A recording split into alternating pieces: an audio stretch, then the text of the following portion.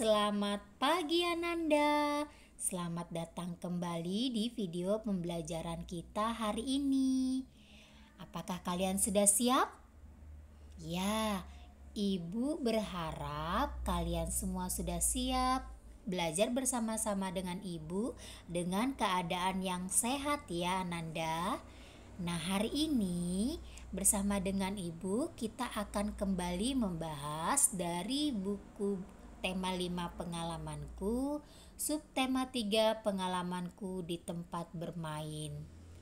Nah, Ananda, apa sih tempat bermain itu? Ya, tempat bermain adalah suatu tempat berkumpul dengan teman maupun keluarga untuk melakukan suatu kegiatan yang menyenangkan. Nah, dalam pergaulan di tempat bermain, pasti kita semua mempunyai banyak pengalaman yang seru dan menyenangkan. Di antaranya dapat bertemu dan berinteraksi dengan banyak orang. Kemudian kita dapat bertemu dan bermain dengan banyak teman, melakukan aneka permainan yang menyenangkan, dapat bergembira dan bersenang-senang dengan banyak orang, dan masih banyak kegiatan lain yang merupakan pengalaman kita yang dapat kita temui di tempat bermain. Nah, Ananda, saat bertemu dengan banyak orang atau banyak teman, ada juga pengalaman yang kurang menyenangkan yang pernah kita alami. Misalnya, tidak sengaja berbuat salah kepada teman ketika kita bermain. Kemudian kita juga mungkin pernah berdebat dengan teman, ataupun mungkin membuat teman kita kecewa dengan sikap kita. Nah, Ananda, pada pembelajaran kita hari ini, kita belajar dari pembelajaran 1 dan 2. Nah, pada pembelajaran 1, muatan bahasa Indonesia, kita akan belajar menjelaskan ungkapan permintaan maaf. Ananda, jika dalam interaksi dengan teman atau orang lain kita berbuat salah, maka kita harus meminta maaf kepada teman atau orang tersebut. Nah, kalimat permintaan maaf harus kita sampaikan dengan kalimat yang santun.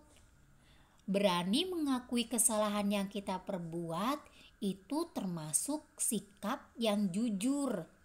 Sikap yang jujur merupakan perbuatan yang baik dan mulia ya. Nah, sekarang coba kita bersama-sama membaca cerita yang ada di bawah ini. Ayo anak-anak, kita bersama-sama membacanya ya, agar kalian juga berlatih, karena Ibu tahu ada sebagian dari kalian yang belum lancar membaca.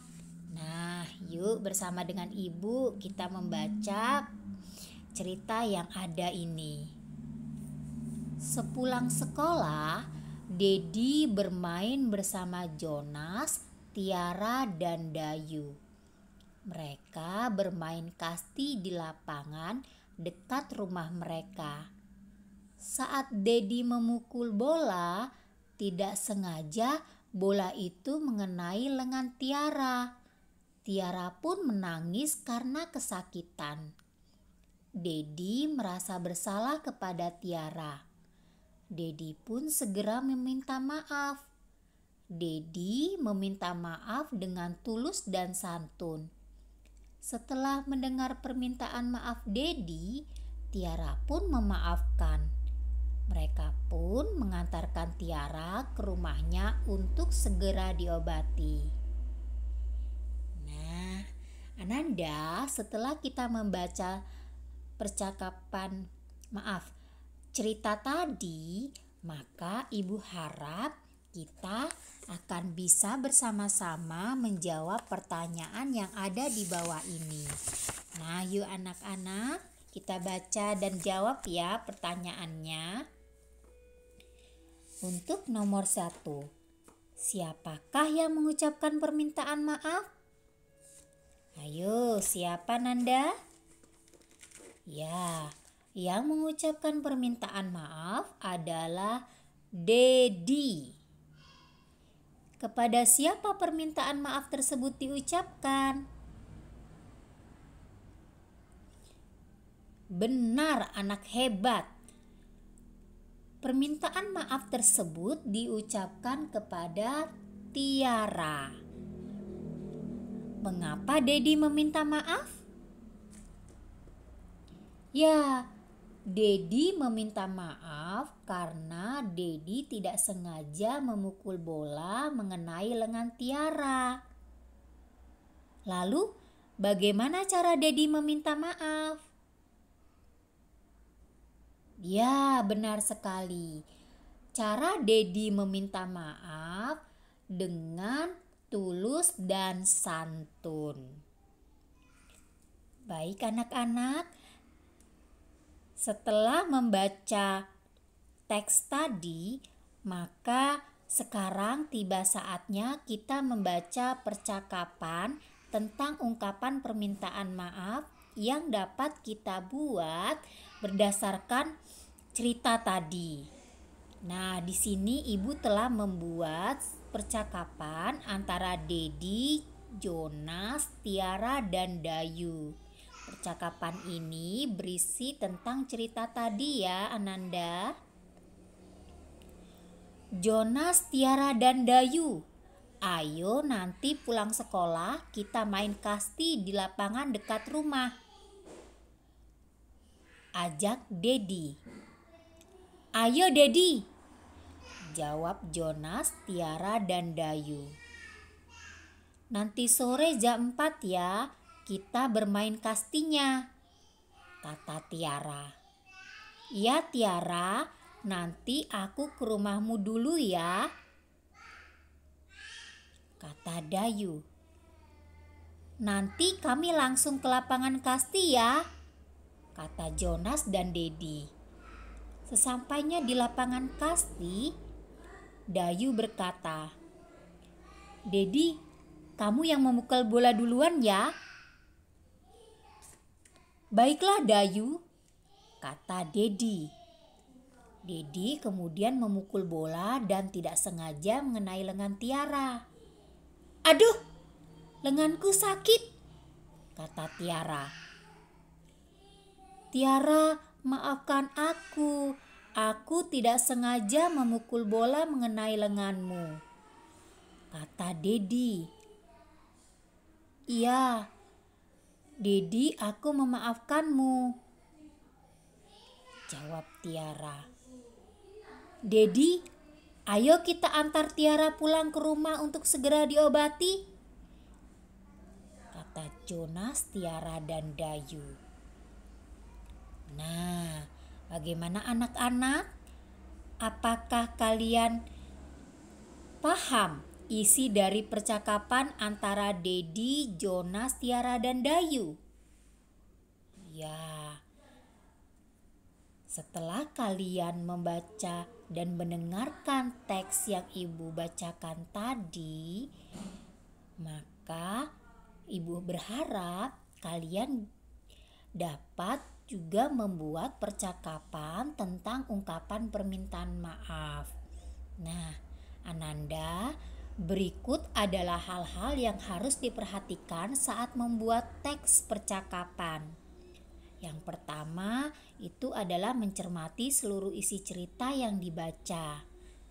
Kemudian mencatat tokoh-tokoh yang ada di dalam cerita. Mencermati tokoh yang mengucapkan permintaan maaf, kemudian mencari alasan tokoh meminta maaf dalam cerita, dan juga mencermati tokoh yang menerima permintaan maaf. Ananda, pada pertemuan yang lalu, pada subtema 2 lalu, Ibu juga meminta kalian mengukur panjang benda. Nah, pada subtema 3 ini kita akan kembali belajar tentang panjang benda. Bagaimana membandingkan panjang benda. Untuk membandingkan dan mengurutkan panjang benda, satuan panjangnya harus sama. Jadi, hal pertama yang kita lakukan adalah menyamakan satuannya. Coba sekarang kalian perhatikan Pada gambar pertama, panjang bambu sama dengan 2 meter. Kemudian sama dengan 200 cm. Panjang bambu 2 meter sama dengan panjang bambu 200 cm. Kemudian ada panjang pita 1 meter sama dengan 100 meter. Panjang pita 1 meter sama dengan 100 cm.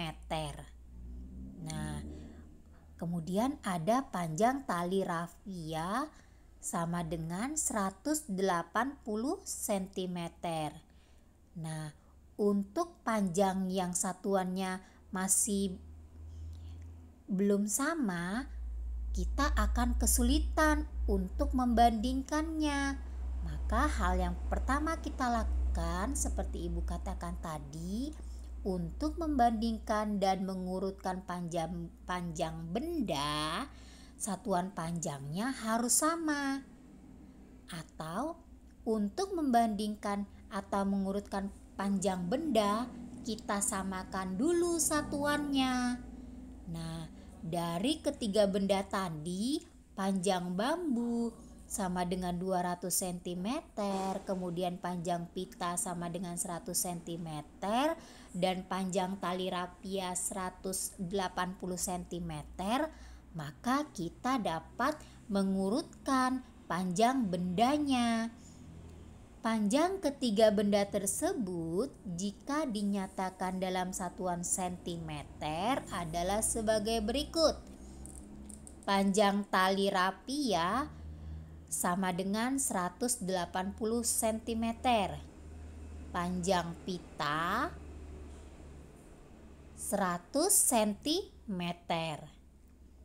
Panjang bambu 200 cm. Nah, maka tali rapia lebih panjang dari pita. Mengapa? Ya, karena panjang tali rapia adalah 180 cm dan panjang pita adalah 100 cm. Maka tali rapia lebih panjang dari pita. Tali rapia lebih pendek dari bambu. Mengapa? Ya, karena tali rapia memiliki panjang 180 cm dan bambu memiliki panjang 200 cm. Jadi, urutan nama benda dari yang terpanjang adalah bambu, tali rapia, pita. Nah, sudah paham anak-anak? Ya, selanjutnya Ananda, hari ini kita juga belajar mengidentifikasi arah gerak tangan pada gerak keseharian. Nah, perlu Ananda pahami bahwa setiap hari itu manusia pasti bergerak. Manusia melakukan gerakan tertentu saat melakukan kegiatan. Seperti ketika kalian melihat orang sedang mencangkul, maka ada gerakan mencangkul. Nah, ketika mencangkul tanah, ada gerakan mencangkul tanah. Kemudian ada juga gerakan menimba air. Ada gerakan mendorong meja. Nah, sebuah gerakan pada kegiatan keseharian kita itu dapat disusun menjadi sebuah tarian. Nah, kamu dapat menari dengan iringan lagu atau musik. Nah, ada gerakan mencangkul tanah, maka ada juga kita melihat tarian seperti gerakan mencangkul tanah. Kemudian ada gerakan menimba air. Kita juga kemudian diperlihatkan tarian orang seperti melakukan gerakan menimba air. Ada juga gerakan tari seperti mendorong meja. Dari gerakan keseharian kita mendorong meja. Nah, begitu ya anak-anak. Jadi, mengidentifikasi arah gerak tangan pada gerak keseharian dapat membuat sebuah tari yang dapat kita persembahkan dengan diiringi lagu atau musik. Ananda, masih ingatkah kalian tentang sila keempat? Pengalaman sila keempat di sekolah, di rumah. Ya, hari ini kita belajar mengenai pengalaman sila keempat Pancasila di tempat bermain. Masih ingat kalian dengan simbol sila keempat? Ya, simbol sila keempat adalah kepala banteng. Sila ini bermakna bahwa setiap warga negara Indonesia berhak menyampaikan pendapat dalam musyawarah. Hasil musyawarah adalah keputusan terbaik yang telah didiskusikan dan diterima bersama. Jadi, salah satu contoh seperti menentukan kelompok dalam permainan adalah contoh dari pengalaman sila keempat Pancasila di tempat bermain.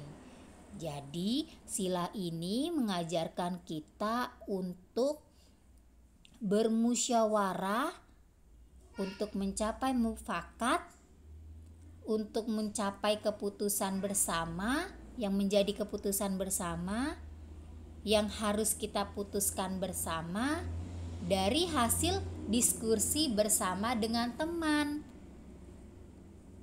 Nah, Ananda, sampai di sini pembelajaran kita. Apakah kalian sudah paham? Ya, demikian ya.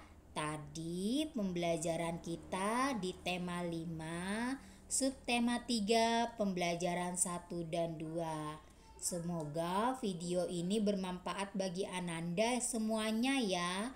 Dan sampai jumpa di video pembelajaran kita selanjutnya. Terima kasih Ananda.